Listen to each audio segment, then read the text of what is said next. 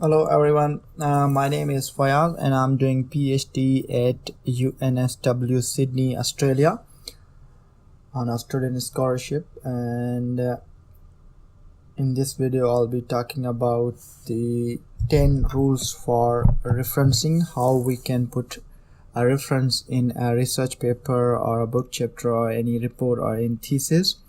What are the rules of putting references, or what are the rules of citations? I'll be discussing in this video, and this is my YouTube channel, and I have made more than 100 videos related to research and organic chemistry, and you can go through my channel and watch several playlists related to these: spectroscopy, retrosynthesis, natural products, and several tutorials as well, how to write research paper. These are the videos are available on my YouTube channel, so please support my channel by subscribing and sharing the link with friends.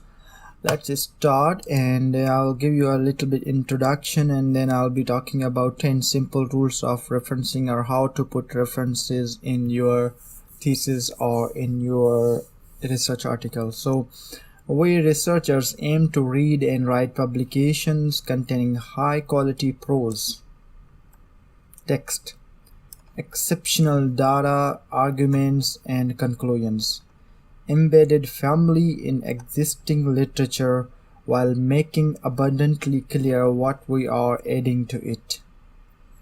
Through the inclusion of references. By the way, if you don't know what is reference and what is citations, what we should do in that particular area, then please watch my previous video about what are the types of references, how the reference looks like, and how we should do citations, and what kind of softwares we can use for references. Then please watch my previous video and then come back to this video. Through the inclusion of references, we demonstrate the foundation upon which our studies rest, as well as how they are different from previous work. That difference can include literature we dispute or disprove, arguments or claims we expand, and new ideas, suggestions, and hypotheses we base upon published work. This leads to the question of how to decide which study or author to cite and in what way. Okay, writing manuscripts requires, among so much more, decisions on which previous studies to include and exclude, as well as decisions on how exactly that inclusion takes place.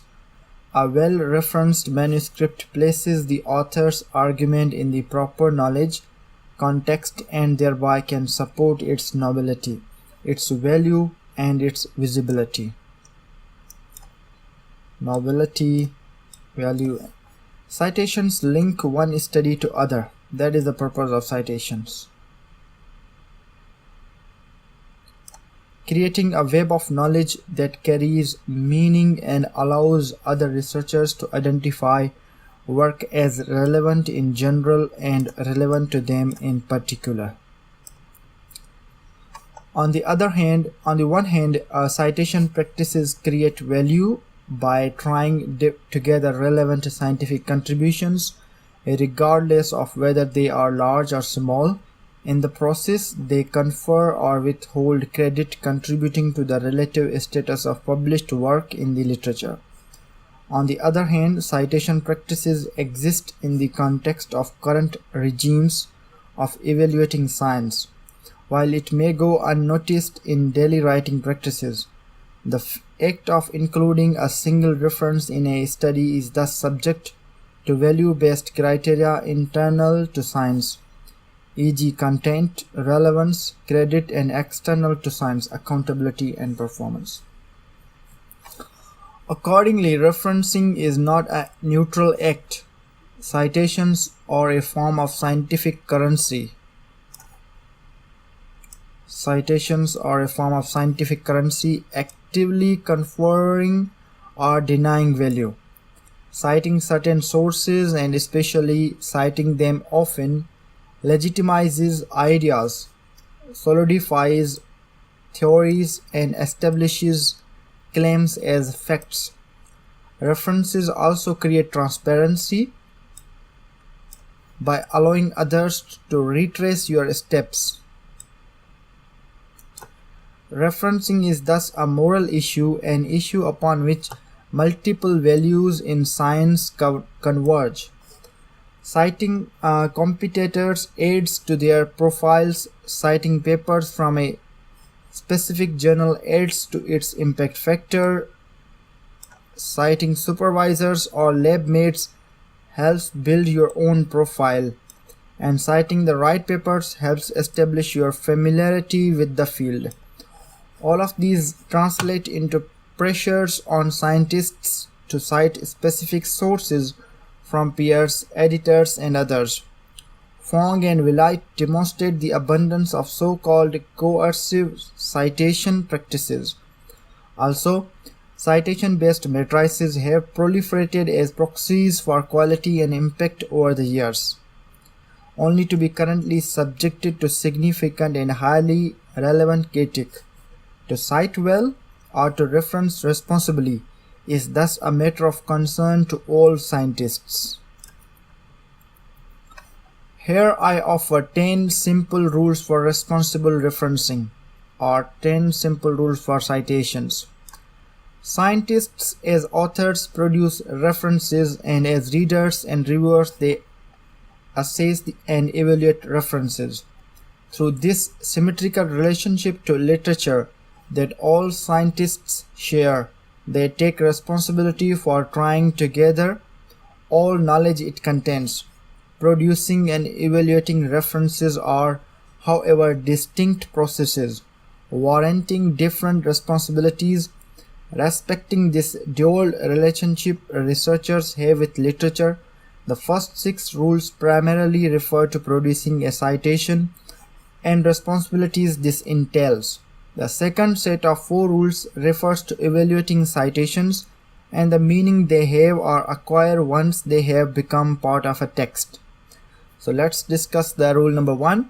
So rule number 1 is include relevant citations.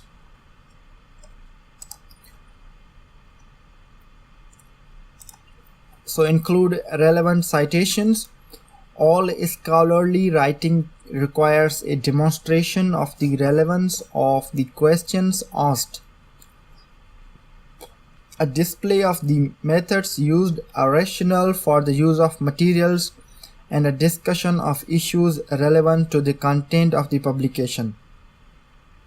So from the rule number 1, it's already clear that we should cite relevant papers which are related to our research. All of those are done, at least in large part, by including citations to relevant previous work. Omitting such references can wrongfully suggest that your own publication is the origin of an idea, a question, a method, or a critique, thereby illegitimately appropriating them. Citations identify where ideas have come from, and consulting the cited works allows readers of your text to study them more closely as well as to evaluate whether your use of them is appropriate. A single exception exists when facts, findings, or methods have become part of scientific or scholarly canon. There is no need to include a citation on the claim that DNA is built out of 4 bases, because it's a fact. Nor do you have to cite Gel Clappy or Carey Mullis every time you use PCR. Neither do I right now, because the PCR technique was given by these people, and it's so common and it has become so part of the scientific practices that no need to cite it. However, the decision as to when something truly becomes part of canon can be quite difficult and will include periods of adjustment with irregular citation and negotiation on whether to cite or not. Rule number 2. Read the publications as you cite. Citation is not an administrative task. First, a single paper can be cited for multiple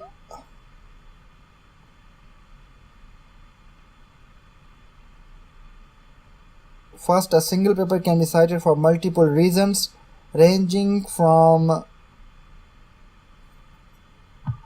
reported data to methods and can be cited both positively and negatively in the literature.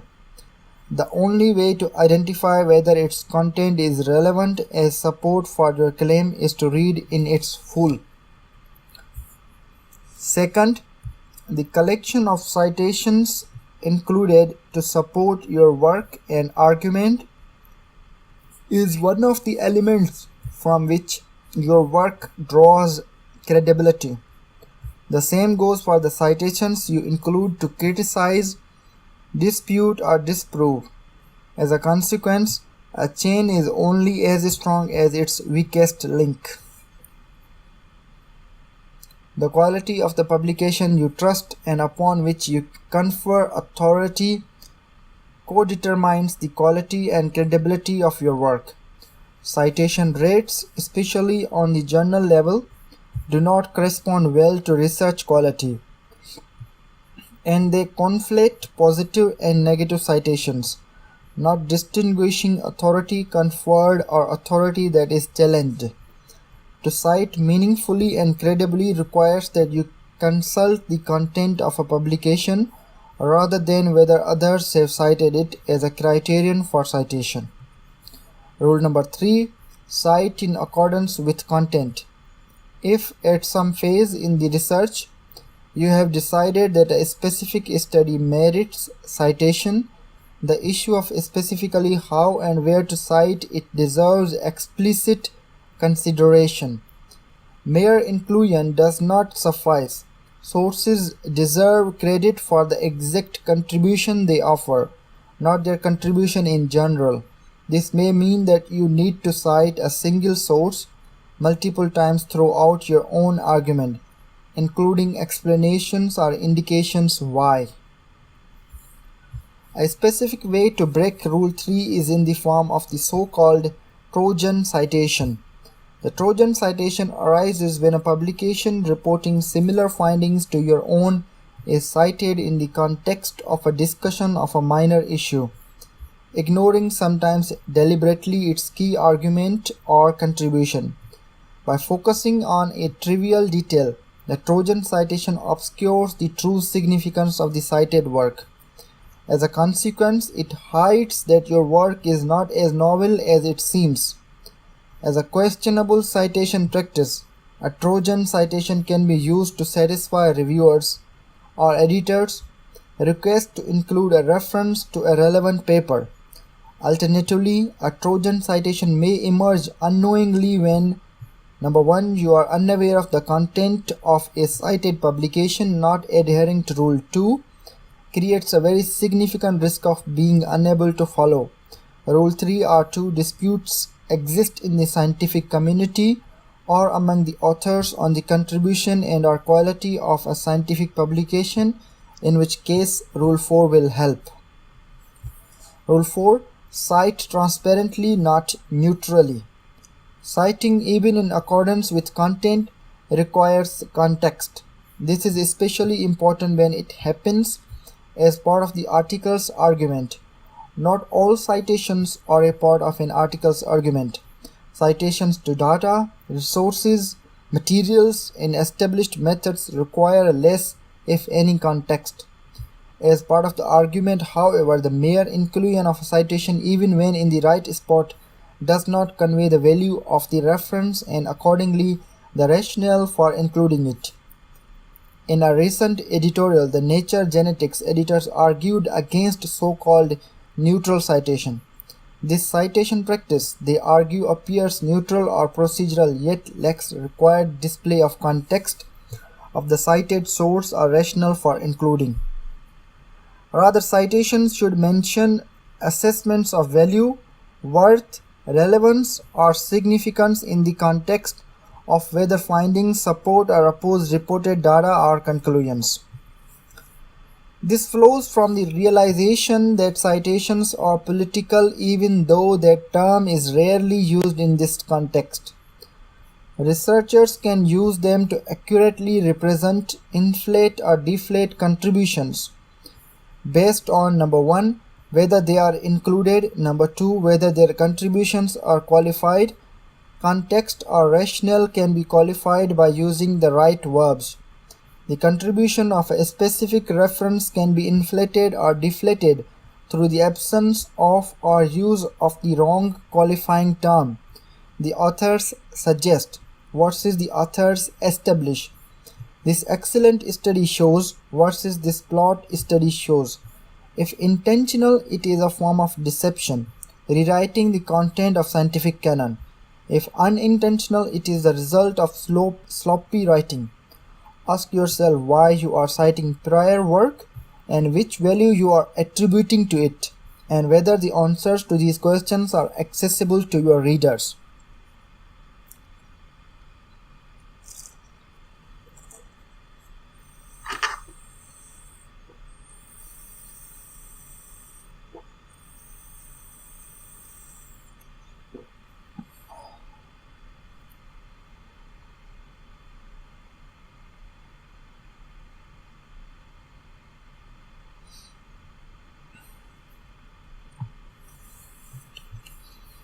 Rule 5. Cite when required. In the context of critical discussions of citations and evaluations of citation-based matrices, self-citation has almost become a taboo. It is important to realize, though, that self-citation serves an important function by showing incremental iterative advancement of your work. As a consequence, your previous work or that of the group in which you are embedded should be cited in accordance with all of the rules above. The amount of acceptable self-citation is very likely to differ between fields. Smaller fields, niche fields, are likely to legitimately exhibit more. This does not mean that self-citation is always unproblematic. For instance, excessive self-citation can suggest salami slicing, a publication strategy in which elements of a single study are published separately. This questionable research practice, in tandem with self-citation, aims to inflate publication and citation matrices. Rule 6. Prioritize the citations you include. Many journals have restrictions on the number of references authors are allowed to include. The exact number varies per publisher, journal, and article type and can be as low as 3 for a correspondence item in Nature. Even if no reference limit exists, other journals impose a word limit that includes references, effectively also capping the amount of references. Coping with these limits sometimes requires difficult decisions to omit citations you may feel are legitimate or even necessary. In order to deal with this issue and avoid random removal of references, all desired citations require prioritization. A few rules of thumb shown in box 1 will help decisions on reference priority. Box 1. Referencing prioritization. 10 simple sub-rules for prioritizing references can help to facilitate prioritization. In most cases, a subset of the 10 sub-rules will suffice. First, rule number 1. Prioritize anew for each publication. Prioritization cannot easily be copied from one study to another. Rule number 2. Prioritize per section, e.g. introduction, methods, discussion, not across the entire paper. Different sections require different types of support. Rule number 3. For the introduction, prioritize reviews, allowing broad context for the relevance and aim. Fourth, for the discussion, prioritize empirical papers, allowing detailed accounts of relevant contribution. Rule number 5. Prioritize reviewed over un- or peer-reviewed papers, e.g. editorials, preprints, etc. Rule number 6. Deprioritize self-citations. Rule number 7. Limit the number of citations to support a specific claim, if necessary to a single citation. 8th, move methodological citation to supplementary online information. 9th, in cases of equal relevance, prioritize citation of female first or last authors to help repair gender imbalances in science. 10th, request the inclusion of additional references, with the editors arguing that you have used all of the previous 9 sub-rules.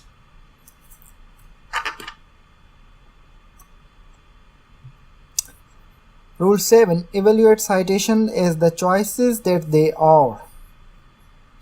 Research publications are not mere vessels of data or findings. They convey a narrative explaining why questions are worth asking, what their answers may mean, how these answers were reached, why they are to be trusted, and more.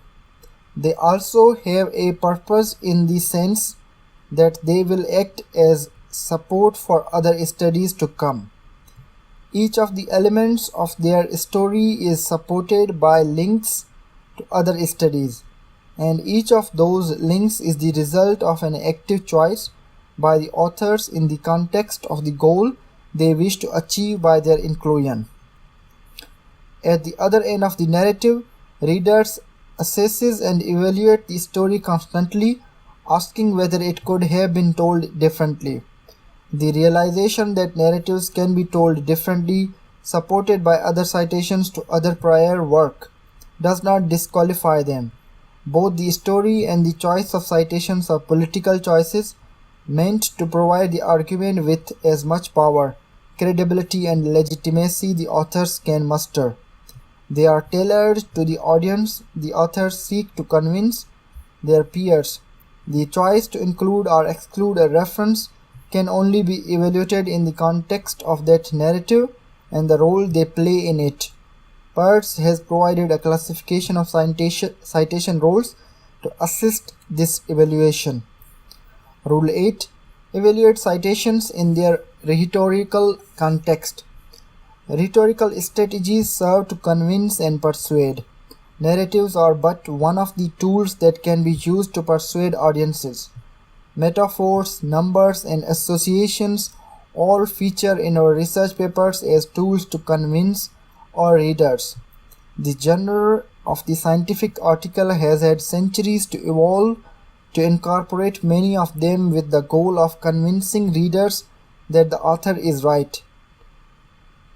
Bazerman has literally written the book on this and urges us to consider academic texts and their features as part of social and intellectual endeavors. Citations are a part of the social fabric of science in the sense that through citing specific sources, authors show their allegiance to schools of thought, communities, or in the context of scientific controversies, which paradigm they consider themselves part of. Other rhetorical uses of citations include explicit citations to notable figures and their work, which can serve as appeals to authority, while long lists of citations can serve as proxies for well-studied subjects. Consider the following. Authors can describe a field as well-studied and include 3 references, X, Y, and Z, as support for their claim. Alternatively, they can argue that a field is understudied but that 3 exceptions exist, X, Y, and Z. Understanding the value attributed to X, Y, and Z in that particular text requires assessment of the rhetorical strategies of the authors. Rule 9. Evaluate citations as framed communication. Authors use words to accomplish things and in service of those goals, position their work and that of others. They frame prior work in a very specific way, supporting the arguments made. We all do. The positioning of X, Y, and Z either as the norm or as exceptions, as shown in Rule 8, is an example of framing. It is important to recognize such framing and that X, Y, and Z acquire meaning in the text as the result of the frame. There is no frameless communication, as Goffman demonstrated. All messages and texts contain and require a frame, a structure of definitions and assumptions that help organize coherence, connections, and ultimately meaning, or in other words, a perspective on reality. As a result, a citation is not a neutral line drawn between publications A and B. Rather, the representation of cited article A only acquires meaning in the context of citing in article B. Article A can be framed differently when cited in work B or C. It can be framed as innovative in B or dogmatic in C. Framing usually is not lying or deceiving. It is a normative positioning of evidence in context. Hence, a citation is a careful translation of a source's relevant elements, which acquire meaning in that context only. An important consequence of this is that merely counting citations of Article A in the literature does not inform us of the value or many types of the value or lack thereof of Article A to the scientific community. This point also appears as the first principle in the Leiden Manifesto, which argues that quantitative matrices can only support qualitative matrices. Reading with an attentive eye for politics, rhetoric, context, and frame, or as adhering to Rules 7 or 9. The Leiden Manifesto was published by bibliometricians and scholars of research evaluation following the 2014 Conference on Science and Technology Indicators in Leiden, the Netherlands. It warns against the abuse of, among other things, citation-based research matrices. Rule 10 and last. Accept that citation cultures differ across boundaries.